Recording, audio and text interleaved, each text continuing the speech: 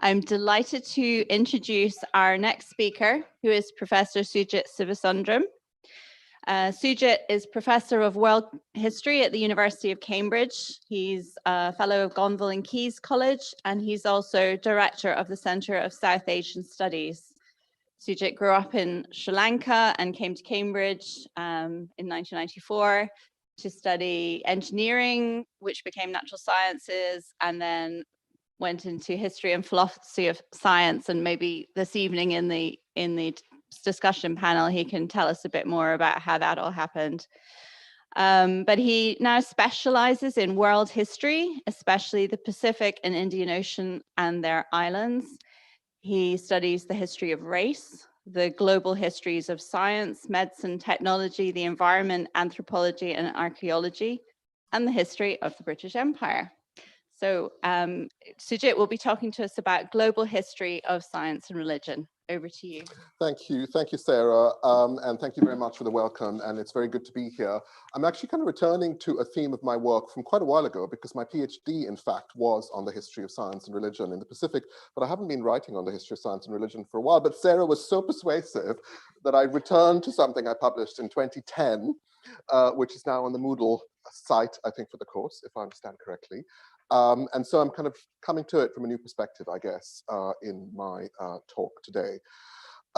So you can find the kind of publication which this talk kind of comes out of. Not all of that publication is going to appear in this lecture on the Moodle site if you want to read more about the general area of the global history of science and religion. That article was actually in a volume in honor of John Hedley Brooke, the historian of science and religion, very eminent, who was retiring, and it came out to the conference for his retirement, in fact. So let's begin with a question. And I'm hoping to kind of make this bit interactive at the start. Where did science originate? Ancient Hebrew was in it, obviously, but they all Right. In the kitchen. Interesting, very interesting, yeah. And there are people, of course, who argue that it did originate in the kitchen. Man-made fire, yeah. Okay, in the garden, yeah. Yeah, but is there a geography to it? I mean, in a sense, that's interesting, because where that took us down the route of places, of human habitation, and origin, even the garden, the kitchen. But is there a geography that comes to mind in thinking through this? Yeah. By the river, yeah. Part of the world by the river, perhaps?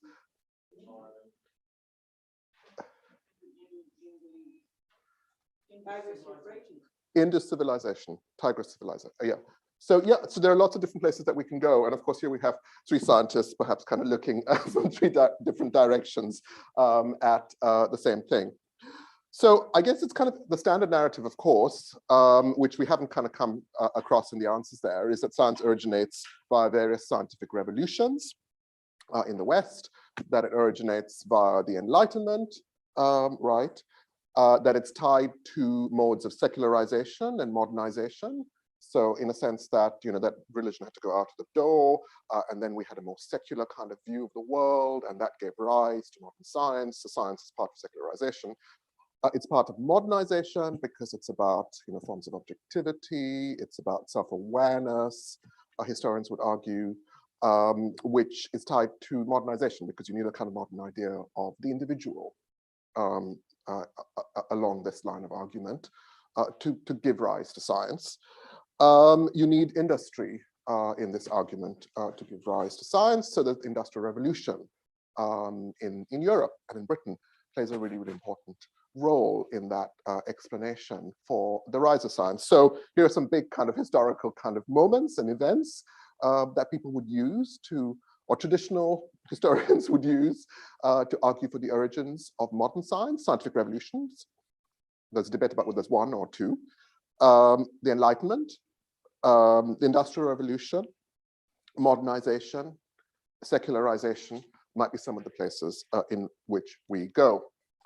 So what I want to do into this talk is to kind of leave all of that to one side, of course, and I'm kind of encouraged because we didn't kind of get that in the answers either. We went to parts of the Middle East in the answer and to South Asia perhaps even. and to really begin with the assumption that we need to broaden the canvas to a kind of global scale if we are to really appreciate the origins of science. So we need to broaden the canvas to the global scale to just kind of realize that people beyond the West were also trying to understand nature. And so it's not really one singular tradition, historians would argue now, revisionist historians, that gave rise to science, but rather there was a sort of meeting of multiple traditions.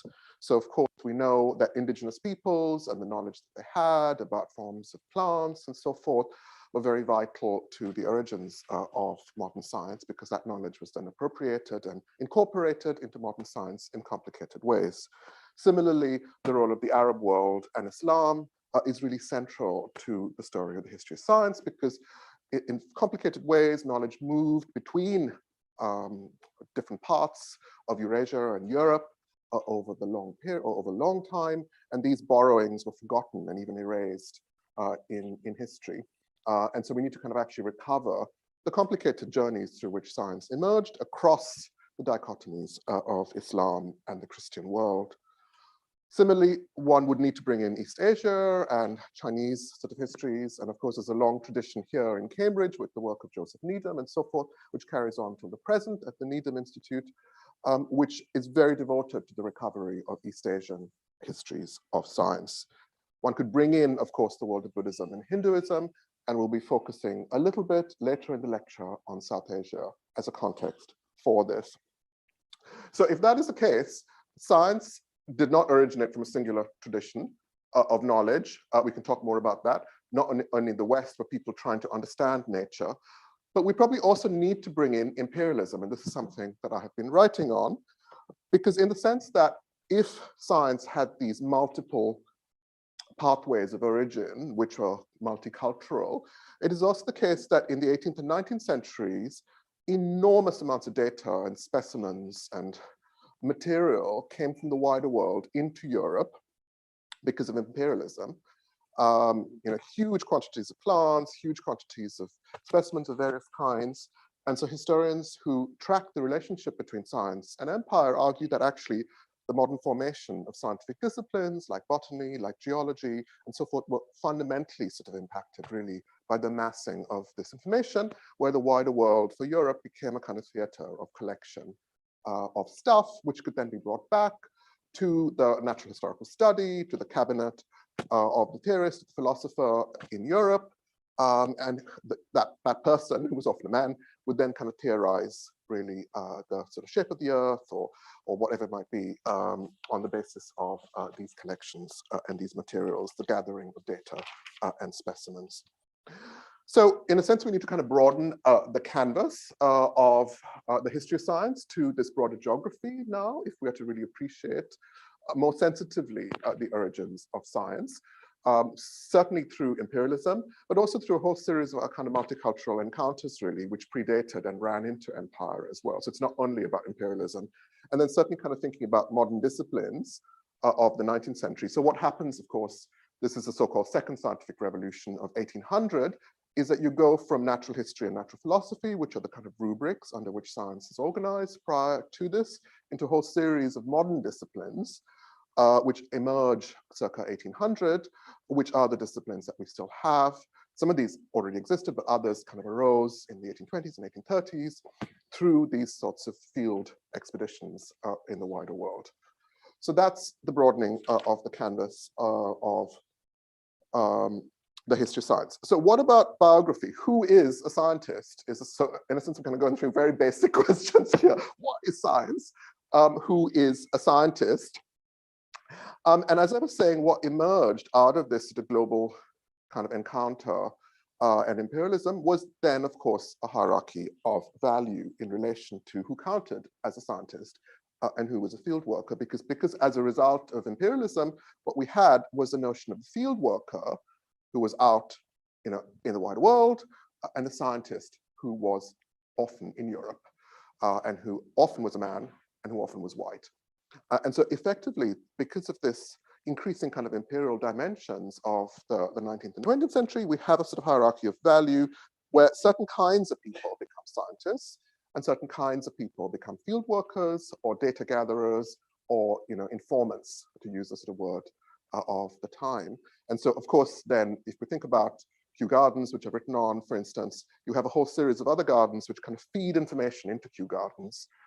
And effectively, these other gardens become kind of satellites, really, of the imperial kind of mother garden in Britain.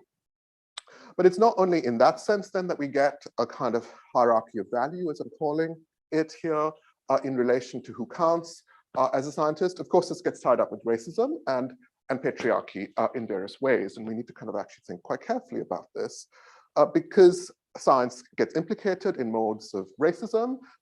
Historians talk about scientific racism in the 19th century through kind of value judgments in relation to industriousness, who is industrious and who is not industrious, who has a certain kind of form of intelligence and who doesn't.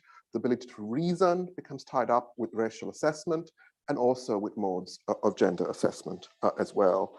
So white women, for instance, are seen to lose the ability to think in tropical contexts and to be threatened by what is called black peril, to use a period term, because they might actually sort of have relationships with non-white people. And this might actually be a sort of, in a sense, something that is threatening to the sort of the stability of imperial contexts, which are white. So in that context, what we need is really to kind of widen this notion of who is a scientist, I would argue, also across cultural contexts, so that we don't only think of, so I'm kind of, I could, in a sense, have got many, many images of a bearded white man who's a scientist. And I actually went online and I was quite, I hadn't realized that this has happened because it's been a while since I've spoken about this stuff, but there are all these women who are now portraying themselves online who are scientists with white, with beards, just to make the point really, that women can have beards as well, and there can be white men. But in a sense, this became the ideal, and this could have been anyone at all. We could think of Einstein, we can think of Darwin, we can think of a whole range of people. This is the type of the scientist and the genius, right? And so effectively what we need in response, if we're responding to this in a critical framework, is to actually sort of open this up into a whole series of cultural perspectives and not simply around modes of gender and race, which are so singular. Okay, so that's really about science. Now I get on to religion and think through what religion is. So one could argue that this sort of story of the globalization of science went together with the globalization of religion as well. Because one could argue that religion, what religion is as a concept, here I'm not using faith, but religion as a concept, was substantially changed in the 19th and 20th centuries, because what you get is enormous levels of migration in the modern era, people moving like never before. One can think of white settlement in Australia and Canada and so on, but one can also think of the migration of labor, one could think of indentured labor and various kinds of labor. So really the connections between various parts of the world are accelerated in the 19th and 20th centuries. This is also tied not simply to the movement of people, but also to the diffusion of print. So if you publish something in a scientific journal, it's going to travel more quickly now. It's also going to be recycled in various forms of newspapers and so on. So really there's an explosion in print and the circulation of information, one could say, in addition to a massive sort of spurt forward in terms of migration and mobility. And so of course that then will have an impact on the nature of religion. So one could think here of recent work on the Hajj pilgrimage, for instance. What you get is the numbers of people going on the Hajj are just, it's just exponentially increasing in this era. And the way people go on the Hajj is that they go on the Hajj on European imperial vessels oftentimes. So really what you get is Islam being redefined as a sort of modern kind of religion on the back of European imperialism. They would go through places like Bombay, which are colonial ports, and then they'd go on the Hajj from Bombay. Similarly, what you get, and this is something I've written on, is really a kind of redefinition of what constitutes Hinduism and Buddhism. Even in the English language, the terms Hinduism and Buddhism with the ISM emerge in this era through translation projects connected to Orientalist scholars who are European, who then define these systems as religions for the first time. So what you get is really sort of a redefinition of what constitutes South Asian religion, arguably, as systematic kind of formats as a result of the print and translation work of the 18th and 19th centuries. I was mentioning that you get kind of migration in new ways. One could argue that notions of Zoroastrianism or notions of Judaism are significantly shifted as well as migrant communities travel in new ways, especially merchant communities, in new ways for these faiths as well. So of course, we need to talk about Christianity, and here I'm losing my place. But I would argue that actually Christianity itself as a religion, here I'm using religion, capital R, is fundamentally shifted in this era. So where have I got to? Yeah, so this cuts across all religions, right? So the redefinition of religions in the modern era through migration, print, and travel. This is something I'm saying is common to all religions. And if so, really, when we talk about science and religion, we need to kind of have this historical context in view, because what science and what religion are we talking about? And one could argue that this scientific outlook has an impact. Sorry, no, I'm jumping here. That this sort of process of redefinition of religions in the modern era also has an impact on the relationship between Christianity and science, because if science is changing, then a scientific outlook has an impact on the way Christianity is conceived of. So what you can see in kind of the sources of the period, I should have shown these before, but I'll come back to those in a minute, is the role of statistics, for instance, just sort of some basic things here to point to. This is a missionary map, and I've actually kind of worked on maps like this through the course of the 19th and 20th century. And what's really interesting is the statistical kind of mindset that kind of emerges to be central to the missionary movement. I'm just giving one example, really. One could argue that this is a whole of statistics. So here we have Protestants in yellow, Greek and Eastern churches, Roman Catholics, Mohammedans, Muslims, and heathen in black, quote unquote. And so really the kind of classification of the world statistically, and really all the data gathering around the mission movement here, it's just a very small example, but really highlights how significant statistics were. And really the census itself in the non-European world gets tied up with these missionary programs. And the whole idea is you count the number of people, because of course you need to count the number of people because that's related to fundraising and so forth. And we kind of might recognize some of this. So really there is one kind of example, but one could kind of think more fundamentally about the relationship between new modes of scientific thought and Christianity. One could argue that, and this is again a point that you get in the literature on the history of mission, that you get a kind of prioritization, not that there should not be in some senses, but a prioritization of the individual in modern Christianity as a result of this, right? So the kind of Enlightenment gives rise to the idea of this sort of the centrality of the individual and the individual as the observer of scientific phenomena. Similarly, in Christianity, there's a prioritization of the individual over the community and over a social context, arguably, and that too it can be related to this sort of meeting of science and religion in the modern era.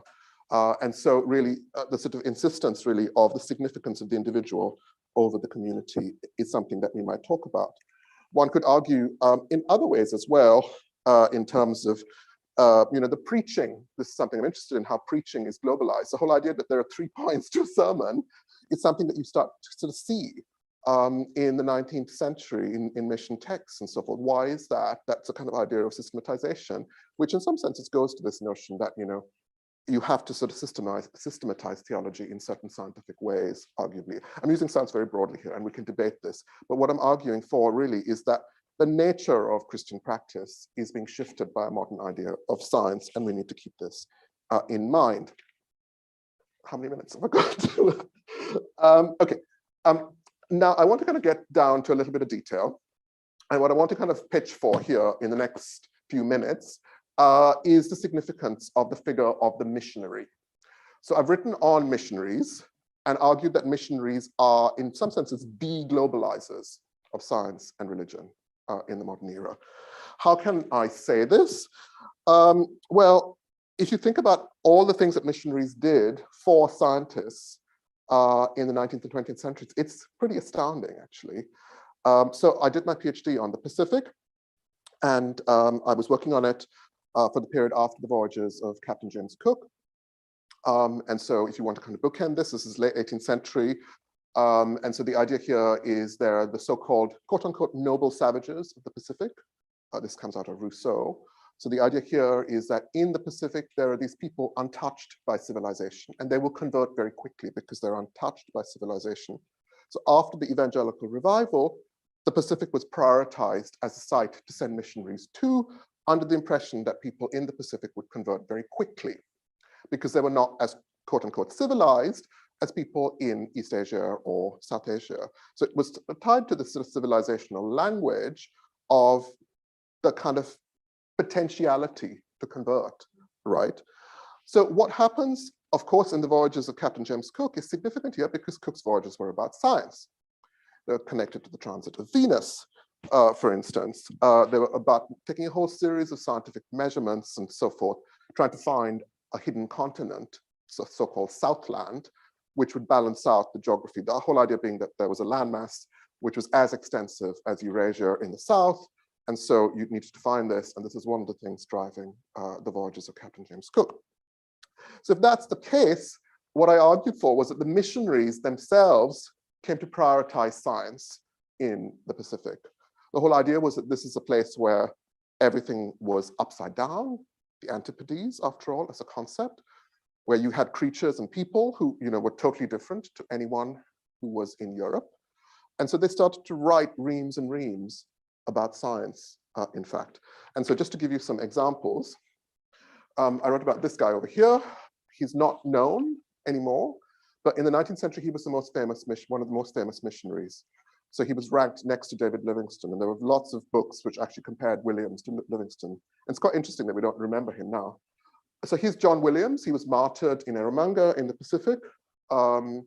And he basically wrote a bestseller of the early 19th century called A Narrative of Missionary Enterprises, which sold, I'm still kind of shocked about this now because I write books and this is enormous. 40,000 copies were sold of Narrative of Missionary Enterprises in the first 3 years.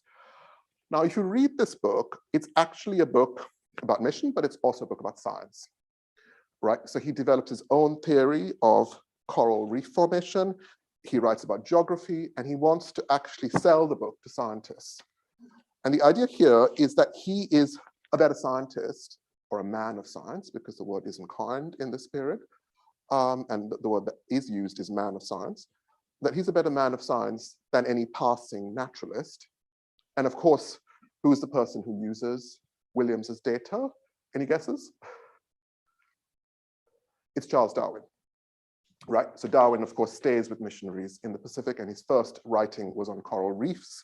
And so Williams is one of the people whose data and information is used by Darwin. So once again, we get to this idea of the hierarchy of value, where the field worker then becomes here Williams. And of course, beneath Williams and alongside Williams is a whole series of Pacific Islanders who he works with, who provide the data and who help him and guide him on kind of missions right through the many Pacific islands that he voyaged through. And then beyond them all is Charles Darwin, who also voyages through the Pacific very quickly and then uses this data in turn. So this is, and you can see him pointing, which is partly because he's really interested in ethnography, and these are ethnographic objects which he's collecting, and there's still a lot of stuff that Williams and people like him collected in museums, interesting debate, in Britain.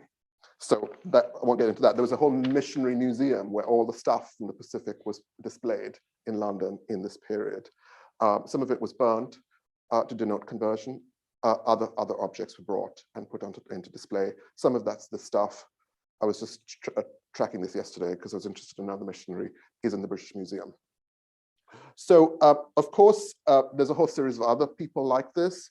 There's this guy, William Wyatt Gill, who is a South Pacific missionary, who writes an enormous number of articles, popular articles on natural history. I'm just going to read you some of the subjects. The poisonous white-shelled sea crab, the deadly South Pacific octopus, the bird which builds mounds 10 feet high, the painful centipede, the man-eating alligator, the sacred pu'er tree, the easily cultivable papaw tree, the lemon hibiscus tree. So that just gives you kind of the idea. This is a popular writer, missionary, William Wyatt Gill.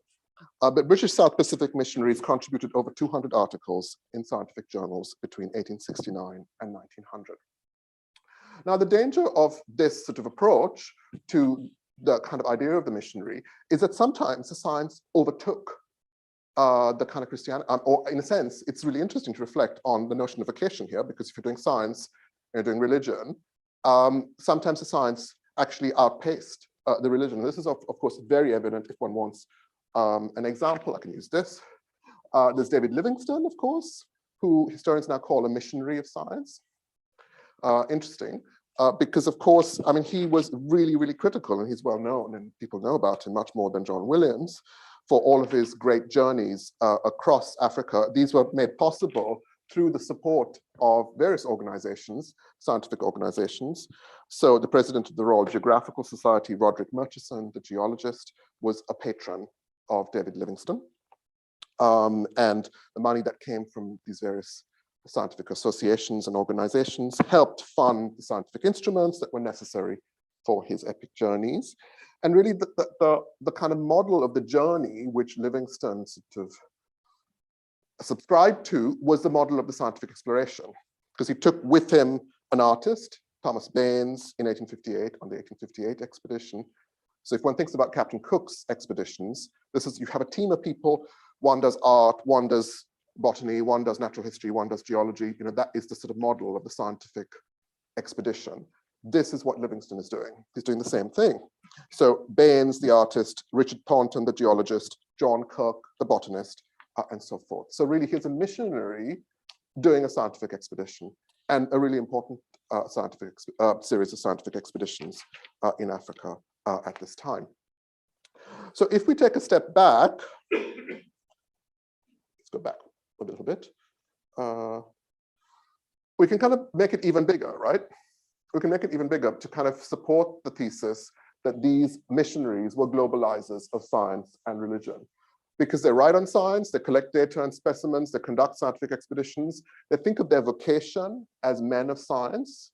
This is the term that John Williams used. They teach science in schools. And then we could bring in medicine as well, actually, and think about the role of medical missionaries. So here is a bookshop in Madagascar, a missionary bookshop. And really, if one wants to think about the diffusion of print around the world through schooling, the missionary is a really, really important kind of figure to think about. Then you've got to think about all the science books in the middle of this library, if one is to sort of actually reflect on what science and religion is on the global landscape. So really, it's undeniable that then the missionary becomes this key figure who sort of brings together science and religion in a global context. And then you get the medical missionary, and you get missionaries' wives. It's not just the men. It's interesting to kind of point to this, who participate here. And of course, medicine then becomes a really, really important strand as we go through the 19th and into the 20th century of the role of the missionary. Right, so basically that is one point I want to make. How many minutes do I have? 10 minutes, okay, fine. So, but the danger of this position, as I said a moment ago, is that sometimes science can overtake everything else. So this is George Brown. This is a sort of unfriendly comment on George Brown, the missionary in the Pacific, but it really makes a point, and similar points were of course made about David Livingstone as well, that in a sense, the difficulties of defining a vocation in this space of the missionary meant that sometimes the science could, there's this tension. So in as much as I say that, the missionaries did all of these things and were at the confluence of science and religion on the global scale, there were ways in which this was actually a difficult space to operate in as well. And one could argue that as we go through into the 20th century and as science becomes more and more professionalized, the missionary gets pushed out, of course, of the space of science. And that's important to keep in view because it becomes much more something that you can't do as an amateur, right? And maybe one of the places in which this is most evident is in debates in anthropology, where missionaries were some of the important early anthropologists. And then in anthropology, the whole argument that the missionary cannot be an anthropologist emerged at some point if I remember rightly, in the 19th century, in the late 19th century. Okay, I want to spend the last 10 minutes actually thinking about something a little bit different. Not the figure of the missionary, who's over here, and this is William Carey, who actually is a great example for what I've just argued for, because he had the largest private botanical garden in the whole of Asia, as we know, and did huge amounts of botany. But I actually want to talk about this person over here on this side, because I think behind the missionary, behind George Brown, behind John Williams, is a whole series of people who are not white, who were actually also participating in this project of creating science. Now, this is not an unusual image. A lot of Brits in India who were men, who were Orientalists, posed like this, because a lot of information passed from Brahmin Pandits to European Orientalists. This information could be legal, so it happened in courts. It happened in relation to translation projects, right, like this. It could happen in relation to astronomy, various things like this, right? So this is actually just a very classic image. It could be, there are loads of images like this, but this one illustrates Carey and Carey's Pandit. So what is going on here in relation to the status of people like this Pandit?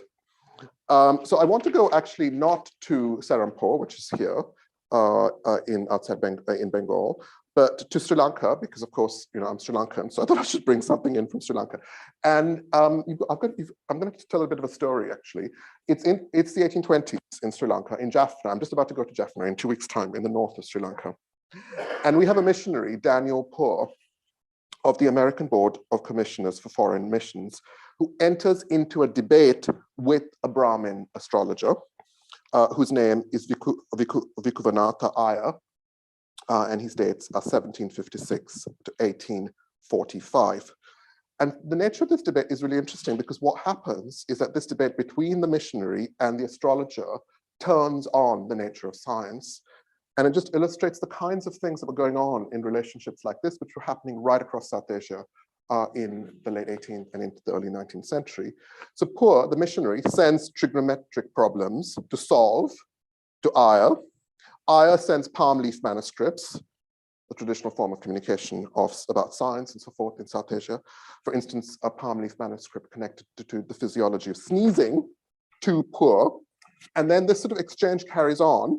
And then Poor detects in one of the astrological manuscripts an error in Iyer's calculations. And so he challenges Iyer to a contest about the prediction of a lunar eclipse on the 20th of March, 1829. Poor prints a tract alerting people in northern Sri Lanka. Here I'm actually drawing on the work of Richard Fox Young, I should say. So it's not, this work is from somebody else as well. Poor prints a tract that alerts the people in his parish to the error. And so a huge crowd assembles on the night, 20th March, 1829, to see who would win this contest about the eclipse and whether it's actually, the astrologer or the missionary. And of course, in this context, the predicted eclipse failed to occur. And so Poor wins the contest. But Poor then tries to sort of convert Iyer, but actually Iyer wants actually to incorporate Western science into his own science and into his own almanac. So it doesn't actually generate a kind of breaking point in the relationship between religion and science for Iyer. So what I'm illustrating here is how complicated the encounter of science and religion could be in a particular place. And these sorts of stories from South Asia can be multiplied. There are many more like this of what's going on in relation to the encounters between Pandits and Orientalists, and how on all sides people are relying on each other. Christian missionaries relying on Pandits for information and knowledge about the local sort of society, but in turn, Pandits engaging with Christian missionaries very intensively and trying to understand where they're coming from. Sometimes this is kind of leading to changes in their own subject position. At other times, in fact, they sort of incorporate this new information within their own worldviews as well. So it's extremely complicated. So I have another story. We'll have time. Sarah, I'm looking at Sarah. This is from the East India Company's territories between 1830 and 1853. And it's about an evangelical John Moore, 1810 to 1882. And he reorganizes the teaching of an important college, the Benares Sanskrit College, which was very central to the East India Company in India.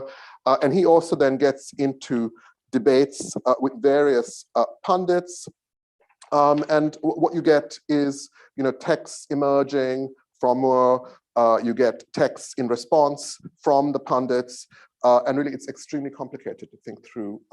It's not that one leads into the other or the other leads into the other. It's actually that information is flowing in very many ways in these encounters. But there's a sort of intensity and curiosity to these encounters, which is what I really want to kind of highlight in ending. Okay, so I should conclude, I think, shouldn't I? Okay, so what I'm saying here is that we need to take care with the concept of science and also the concept of the scientist, especially given the relationship between these two concepts, that's science and scientist, with processes of globalization, imperialism, and exclusion of various kinds.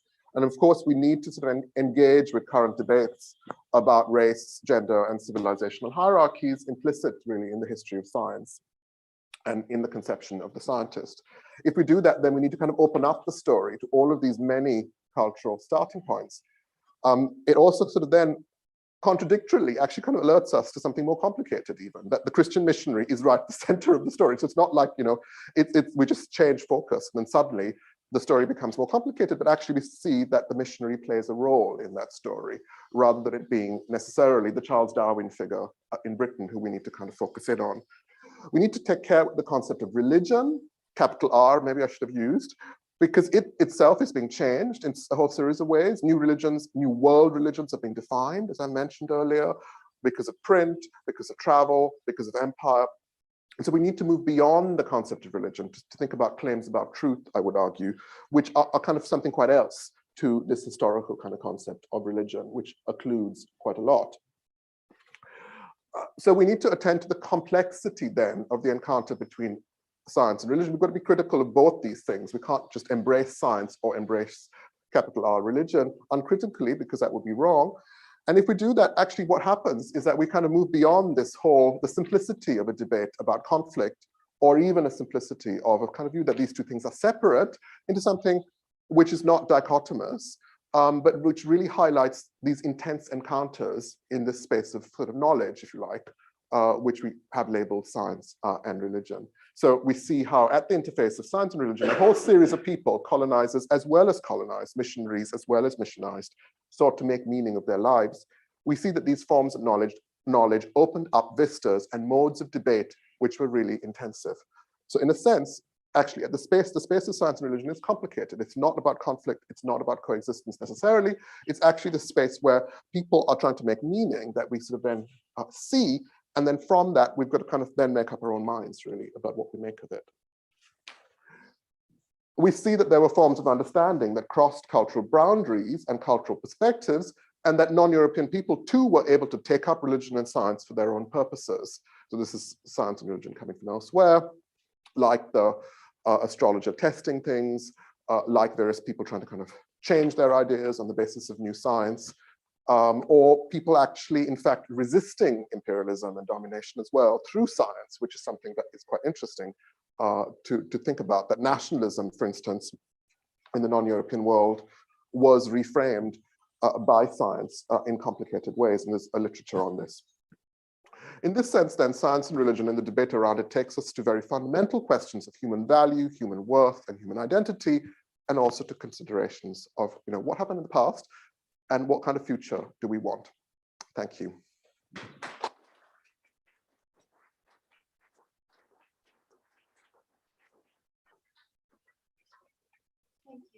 Thank you. We've got questions flooding in. Oh, wow. At the back. Thank you so much, Dr. Shivasundaram. That was really interesting. I just wanted to ask you about what your thoughts are on Joseph Needham, because as I recall, he said that science did not grow in China precisely because they didn't have a concept of a personal God. So I just wanted to know, because one of your conclusions was that religion and science, I think, grew not just in the West, but elsewhere, specifically science. So what about China and his thoughts on the absence of a personal God not leading to Yeah, I haven't kind of read Joseph Needham for a while. I mean, of course, it's enormous numbers of volumes have been published out of the Needham project. So I can't comment directly on that. But I think that literature generally would suggest that science did exist in China as well, right? I mean, the series, huge numbers of innovations and techniques were coming out of China as well. So I don't think it's tenable to say that there was no science in China. But I don't prescribe to the view that you need a certain kind of formulation of religion to kind of generate science, because I think that is too narrow. So I don't know. I mean, I'm basically saying that one needs to read more. I mean, the Needham thesis isn't in currency anymore amongst historians of science of East Asia, but partly because there's all of this evidence which has come to light of the kind of earlier histories of science in China and the encounter between science in China and the West, and various zones of, hybridity even in the port cities on the coast of China, which a lot of people are writing about these days, where various Westerners and East Asians meet and exchange knowledge about science. So I don't think it's possible to say that there was no science there. I think, it's maybe there's a more kind of fundamental level to your question, which is, in a sense, do monotheistic sort of traditions generate particular conceptions of science, which I think is a really interesting question philosophically. We'll have to compare Islam and Christianity then to be able to answer that question. I think you could say that certain forms of truth making, there's a singularity which you have in a monotheistic framework, which is different to a polytheistic framework or a kind of non-theistic framework. And so one could kind of debate that, I guess, as the next sort of step on in the question. Charmaine at the back. Thank you so much for that presentation. So I'm from Zimbabwe, and we hear about David Livingstone, and you find there's this mentality that the white man came to Zimbabwe and then discovered Victoria Falls, but it had already been there. Just because somebody who's known to carry an authority then writes about something. So with education in the West, how do you think we can address the communication problems of where children from an ethnic Black, brown heritage would be interested in science when the representation of what you've given us would always be your predominant white male, and even looking at the curriculum itself? So is there any way that you can see that could be improved about the people that we read as our children are now growing up who look like those scientists, to at least bridge that gap? That's a huge question, and one could answer it from a whole series of points of view. There's a lot of new literature which is coming out now on the global history of science. There's this new book, Horizons, which is in the bookshop, which is on the global history of science by James Poskett, for instance. So I think there are people writing public-facing books now, which are taking this sort of view on board and, like, in a sense, retelling a kind of very different history of science. So it's within reach of the public. But I don't know that there are children's books. I think there's definitely scope for children's books that take that kind of story further. And I think it's partly, certainly, I've worked on race equality kind of issues here in Cambridge, and I think it's partly about role models, certainly, and having a whole series of role models for the young so that they can actually sort of follow the path of science or other disciplines as well. It's not just science that has a problem with this, after all. And it's about, I suppose it's about kind of going to the past and actually kind of seeing how the story could be told in a way that actually highlights the reasons why there could be disparities today in terms of representation, or how the story could be told in a way that you kind of generate kind of more complex stories about interchange and sort of track science on a different landscape, really. So I think there's a lot of work that could be done, and it certainly has to sort of be for children as well as for adults, as you quite rightly said. And certainly the kind of language of discovery, which you highlighted in relation to Livingstone, is really problematic for the reasons you say. And that's also the case for Williams. Williams is often cast as a discoverer of islands, but these islands were known by Polynesians who were navigating across the ocean for centuries, really, with very complex navigational systems. So it's a sensitivity to language that's necessary as well. I guess, and that's very much in keeping with the kind of theological framework of inclusion. I'll take a question from online now. Surely science started with the Greeks in around 400 BC, and such names as Euclid, Pythagoras, Archimedes come to mind if we accept that maths is the foundation and expression of order. What are your views? Right, so it sort of depends very much on whether you want a kind of mathematical definition of science. I've actually been writing, I'm kind of trying to write a new book at the moment, which is on the history of the Indian Ocean. And I've been working on, the period 1500 BC and so on. And it's really interesting to see the techniques that existed in the Indian Ocean world prior to Roman contact and prior to engagement with the classical world, effectively.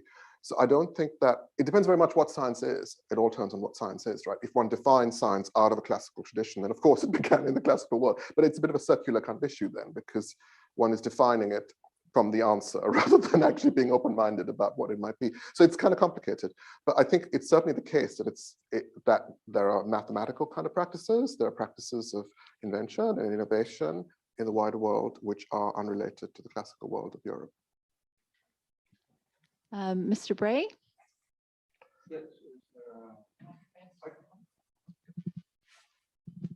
So inevitably, I think the missionaries you were highlighting here were Protestant missionaries. And it's interesting, of course, Catholic missionaries were very active.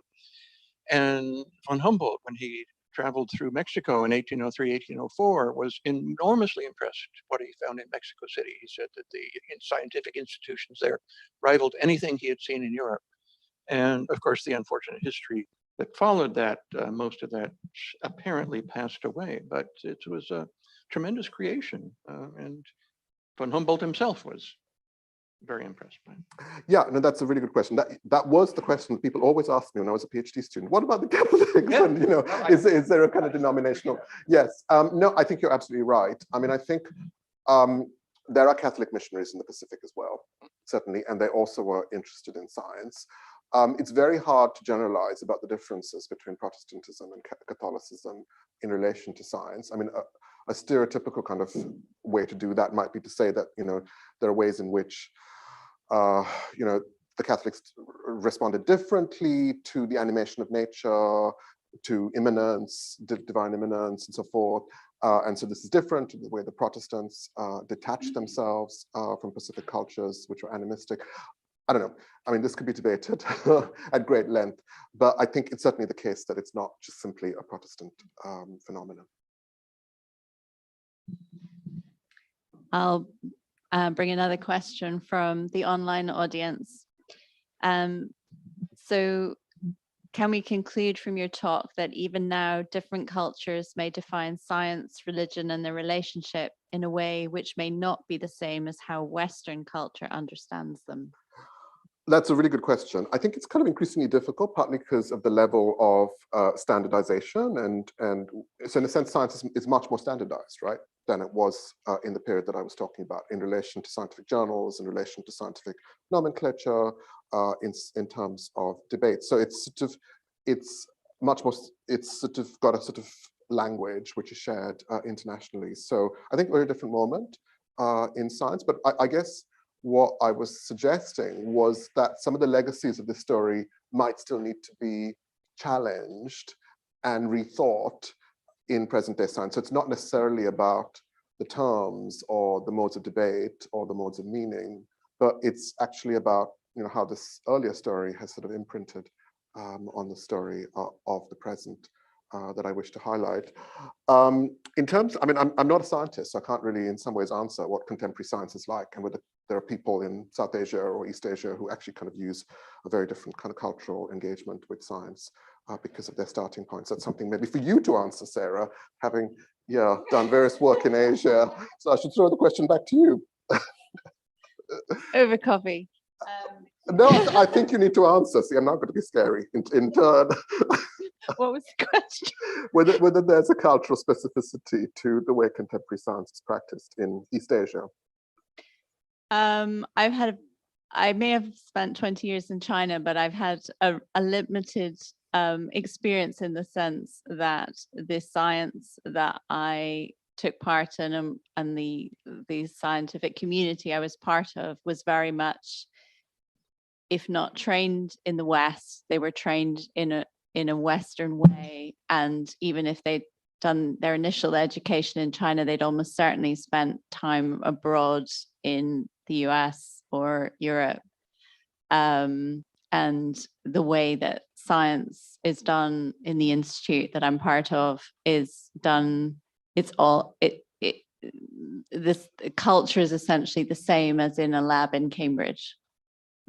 Yeah. Please ask your question. There's a microphone coming. Thank you very much. So, few times I've been going to South India, close to your home ground, and what strikes me the most probably is, in a very simplistic way, that when I come from a world where everything in principle almost is natural, then I go to a world where almost everything is spiritual, at least sort of how it's perceived. And I think back on the travel also of Werner Heisenberg when he went to India and gave lectures in 1927, where there is some both inspiration to learn, and whether that also partly is reflecting the way the East and Southeast are looking at science in a different way, less mechanistic maybe. Yeah, no, that's helpful. I mean, I think it's complicated, isn't it? Because within India, there's a whole series of different people, and there's a whole, so I suppose it's hard to say that all of India is like that, or all of South India is like that, and that all of the West is like that either. Because I would suggest that the boundaries of East and West only go so far, and there's a whole, partly for the reason that Sarah has just said in relation to modes of exchange. People in China might actually be more Western than people in the West right now in certain ways in relation to the way they think about consumerism or whatever. Here again, I'm kind of being stereotypical, and I may be wrong.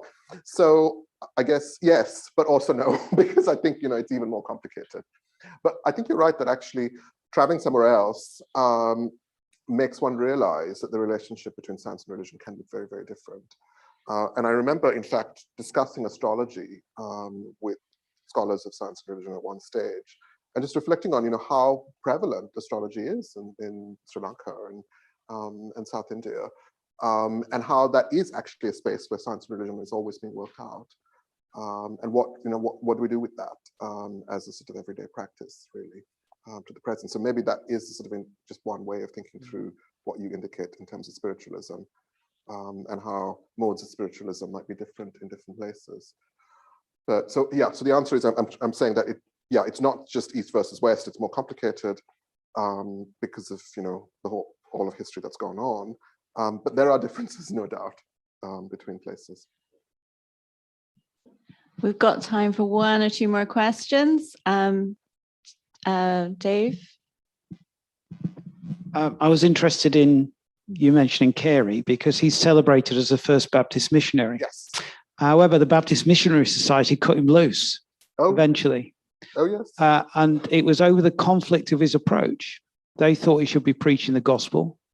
He took what we would now call a more contextual approach of understanding culture and the people he was trying to speak to, which is now a more accepted way of engaging across cultures in terms of faith dialogue. I wonder sometimes if we could learn from that contextual approach when we come back to the West and do science-faith dialogue, actually. I wonder how much should we take context into account across the disciplines?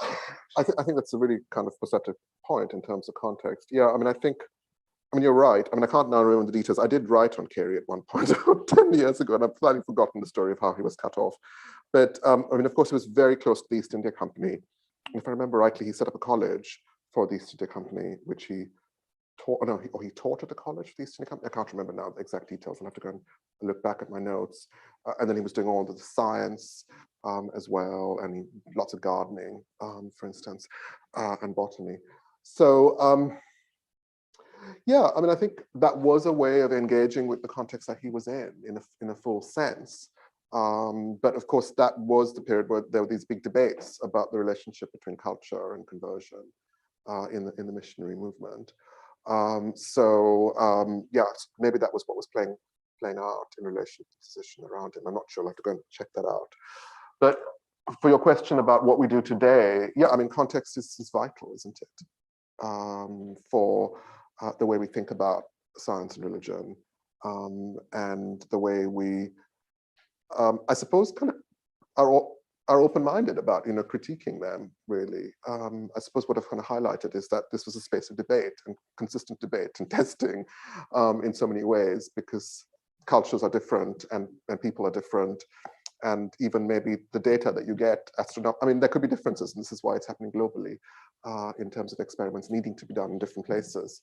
So yeah, it's a space of debate, and we need to then be kind of critical, really. We can't kind of embrace, in a simple sense, science, or what might be called capital R religion. Barbara, would you like to ask a question?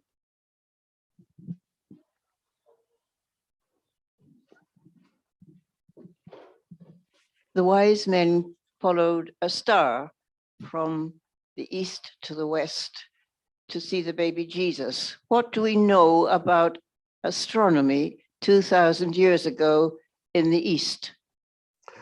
I'm not going to be able to answer that question, I'm afraid, because I don't work on astronomy in that era, but I'm sure there are things that Sarah will find and recommend for you.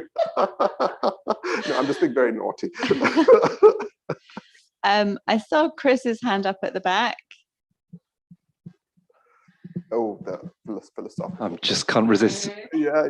Well, I can't resist the joke that I heard that the Magi were neither wise nor free nor men. Good. You're gonna But forgive me. My question is really, you put this tantalizing line out at the end in conclusion about transcending our historical conceptions and opening up to the way of truth. And could you say more? Yeah, so I kind of, that may be something to talk about more in the round table or whatever. But I mean, of course, this is a history lecture, but what I'm suggesting is that, so we need to critique the history is one of the points I'm making here. So we need to be aware of how science was forged and how the role of the scientist was forged. And so then, I guess, what are we left with if we kind of, are critical of science and religion like this? Then we've got to kind of think through truth more broadly and in a philosophical sense, perhaps, or in a theological sense. And so what I'm saying is that it's not that it's science or it's religion, or that there is science and religion in conflict and coexistence, but rather that there should be other things beyond that, right? Mike.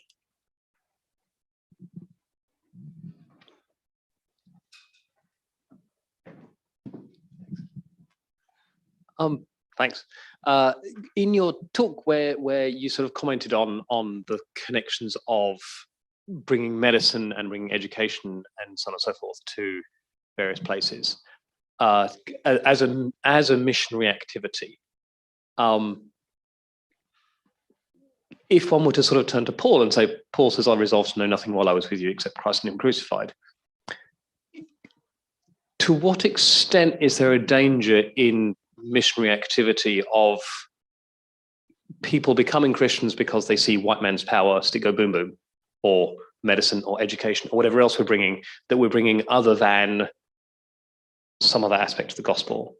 And to what extent do we or can we disentangle that in a modern world where historical colonialism, politics, power, missionary history all went together? That's a really, really good question. I'm going to have to think a little bit about that. Yeah, I mean, it's certainly the case that one of the reasons why the missionaries were really interested in science was because it was, yes, a demonstration of power, right? So if one thinks about Poor and Aya, that debate is partly, well, my science is better than your science.